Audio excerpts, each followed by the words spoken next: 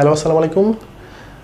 BPL 2025-এর টুর্নামেন্টে রাজশাহী নামে কিন্তু একটা ফ্র্যাঞ্চাইজি অংশগ্রহণ করতে যাচ্ছেন এবং রাজশাহীর এই টিমটাকে নিয়ে রাজশাহীর মানুষের কিন্তু প্রাণের দাবি ছিল এবং তাদের কিন্তু অনেক দিনের চাওয়া পাওয়া ছিল যে রাজশাহীর নামে একটা টিম বিপিএলে খেলুক। যদিও বিপিএলের শুরুর দিকে প্রথম কয়েকটা আসর কিন্তু রাজশাহীর নামে কিন্তু ফ্র্যাঞ্চাইজি ছিল, সেই সাথে লাস্ট 3 বছর আগে রাজশাহী কিংস নামের যে দলটা ছিল সেটা কিন্তু বিপিএলের চ্যাম্পিয়ন টিম। সো সব কিছু মিলে রাজশাহীর ক্রিকেট যে অনেক উপরে সেটা প্রমাণ কিন্তু আপনি ন্যাশনাল টিমের দিকে যদি তাকান তাহলে কিন্তু আপনি সেই প্রমাণটা পাবেন। বাট বিপিএলে রাজশাহীর দল না থাকা ছিল রাজশাহীর যে দর্শকদের জন্য অনেক বেশি হতাশার এবং অনেক বেশি কষ্টের। বাট সেই কষ্টটা কিন্তু এখন দূর করে দিচ্ছেন এবং ভ্যালেন্টাইন গ্রুপ তারা কিন্তু বিপিএলে রাজশাহীর নামে কিন্তু তারা একটা ফ্র্যাঞ্চাইজি কিনতে খুব বেশি আগ্রহী এবং তাদের যে প্রস্তাবনা সেটা বিসিবিতে দিয়েও দিয়েছেন।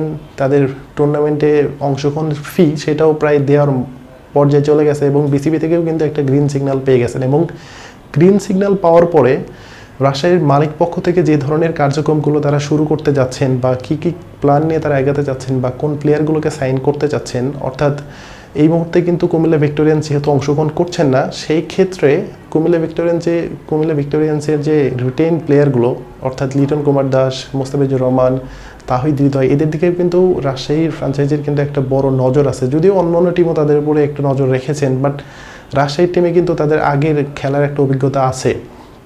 সো এই রাজশাহী টিম নিয়ে ফ্র্যাঞ্চাইজি মালিকের কী ধরনের প্ল্যান এবং রাজশাহী টিম নিয়ে আমাদের রাজশাহীর যে দর্শকগুলো আছে, আমি নিজেও রাজশাহীর একটা ছেলে, অর্থাৎ রাজশাহী বিভাগের ছেলে। সো আমাদেরও কিন্তু অনেক বড় একটা স্বপ্ন আছে এবং ফ্র্যাঞ্চাইজি মালিকের কী কী স্বপ্ন এই সব বিষয় নিয়ে কথা বলবো। সাথে আছে মিলিজান। ভিডিওটা যদি ভালো লাগে অবশ্যই চ্যানেলটিকে সাবস্ক্রাইব করে পাশে থাকবেন। সো আইপিএলে আমরা চেন্নাইয়ের দিকে যদি তাকাই তাহলে চেন্নাইয়ের মাঠে যখন খেলা হয় তখন কিন্তু গ্যালারিতে হলুদ ছাড়া কিন্তু কোনো কিছু আমরা দেখতে পারি না। সো এইরকম একটা ভাইব কিন্তু ক্রিয়েট করতে চাচ্ছেন রাজশাহীর ফ্র্যাঞ্চাইজি মালিক। তিনি কিন্তু একদম ক্লিয়ারলি বলে দিয়েছেন যে রাজশাহী টিম কিন্তু হলুদ জার্সি যেহেতু রিপ্রেজেন্ট করে, সো হলুদ জার্সি কিন্তু আমাদের টিমের জার্সি থাকবে। সেই সাথে আমরা পুরো শহরটাকে হলুদে মোড়াই ফেলবে এবং প্রত্যেকটা রাজশাহীর যে বিভাগীয় রাজশাহী বিভাগের যে 8টা জেলা আছে প্রত্যেকটা জেলাতে ফ্যান ক্রিকেট ফেস্ট অনুষ্ঠিত হবে এবং ফ্যান জোন তারা ক্রিয়েট করবে এবং সেখানে তারা লাইভ খেলা দেখাবে। এই যে তাদের যে পরিকল্পনা বা তাদের যে প্ল্যান, এইগুলো কিন্তু আমরা আইপিএলে বড় বড় যে ফ্র্যাঞ্চাইজিগুলো আছে অর্থাৎ মুম্বাইয়ের কথা যদি বলি বা চেন্নাইয়ের কথা বলি, কলকাতার কথা বলি, তাহলে কিন্তু তারা এই কাজগুলো করে থাকেন। ক্রিকেট ফেস্ট করে এবং ক্রিকেটের ম্যাচ দেখার জন্য তাদের যে একটা ফ্যান জোন সেটা কিন্তু তারা অনেক অনেক জেলাতে করে থাকেন। সো এই কাজগুলো কিন্তু ফ্র্যাঞ্চাইজি মালিক হিসেবে রাজশাহীর যে ফ্র্যাঞ্চাইজির মালিক তিনি কিন্তু এই কাজগুলো করতে যাচ্ছেন। সেই সাথে অনেক বিগ প্লেয়ারের দিকে কিন্তু তার নজর আছে, যেহেতু এর আগে ফরেন প্লেয়ারদের মধ্যে অ্যান্ড্রে রাসেল কিন্তু এই রাজশাহীর টিমেই খেলে গেছেন। এরও আগে তিনি যেটা বলেছেন যে ড্যারেন সামি তিনি খেলে গেছেন।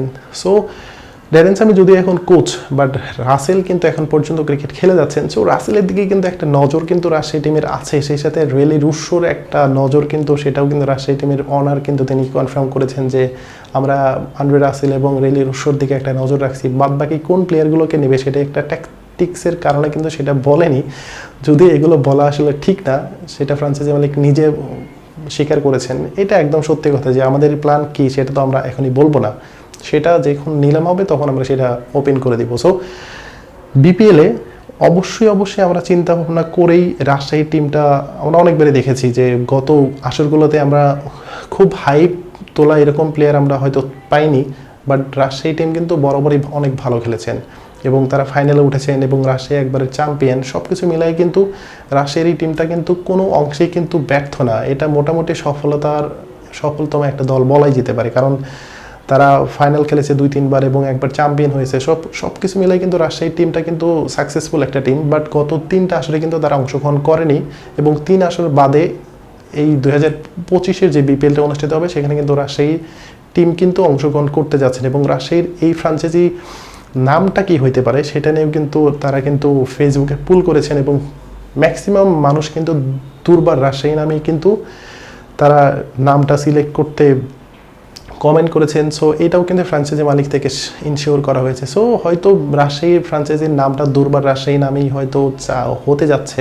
এটাই হচ্ছে প্রাথমিক পর্যায়ে যদিও আছে, নামটা হয়তো চেঞ্জ হইতে পারে, বাট এটা কোনো ম্যাটার না। ম্যাটার হচ্ছে রাজশাহীর দর্শকরা এখন তারা বলতে পারবে যে বিপিএলে তাদের একটা টিম আছে এবং আমরা যারা রাজশাহীর লোক বা রাজশাহী বিভাগের লোক তারা কিন্তু বিপিএল খেলা দেখতে এসে কখনো সিলেটের সাপোর্টার হওয়া, কখনো বরিশালের সাপোর্টার হওয়া, বা কখনো ঢাকা বা কখনো রংপুরের সাপোর্টার হওয়া, এগুলো কিন্তু আমরা করে আসছিলাম। বাট এখন কিন্তু আমাদের একটা নিজস্ব ফ্রাঞ্চাইজি আছে, সো আমরা কিন্তু নিজের দলকে সাপোর্ট করতে পারবো। আই থিঙ্ক রাজশাহীর কোনো মানুষ যদি ভিডিওটা দেখে থাকেন অবশ্যই চ্যানেলটিকে সাবস্ক্রাইব করে রাখবেন, এবং প্রচুর ভিডিও আসবে রাজশাহী নিয়ে। এবং রাজশাহীর যে 8টা জেলা শহর আছে সেখানে কিন্তু ক্রিকেট ফেস্ট অনুষ্ঠিত করতে যাচ্ছেন হচ্ছে ফ্রাঞ্চাইজি মালিক রাজশাহী, সেই সাথে ফ্যান জোন করতে যাচ্ছেন, অর্থাৎ বড় পর্দায় খেলা দেখানোর যে একটা আইডিয়া, সেটা ইন্ডিয়ান প্রিমিয়ার লিগ আইপিএলে আমরা অনেকবারই দেখেছেন। সেই আইডিয়াটা কিন্তু রাজশাহীর ফ্রাঞ্চাইজি মালিক সেটাও কিন্তু তিনি করতে যাচ্ছেন। সো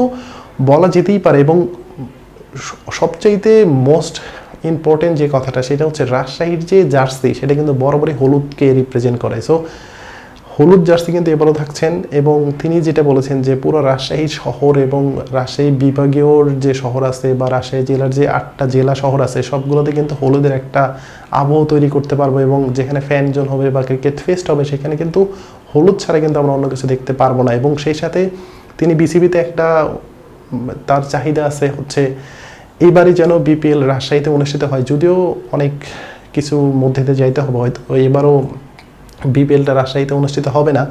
বাট নেক্সট আসরগুলো থেকে কিন্তু রাজশাহীতে খেলার একটা প্রবল সম্ভাবনা আছে, সেটা বগুড়া শহীদ চান্দু স্টেডিয়াম হোক অথবা সেটা রাজশাহীর কামরুজ্জামান স্টেডিয়াম হোক, যেখানেই হোক না কেন রাজশাহীতে খেলাটা হোক, এটা হচ্ছে রাজশাহী মানুষের প্রাণের দাবি।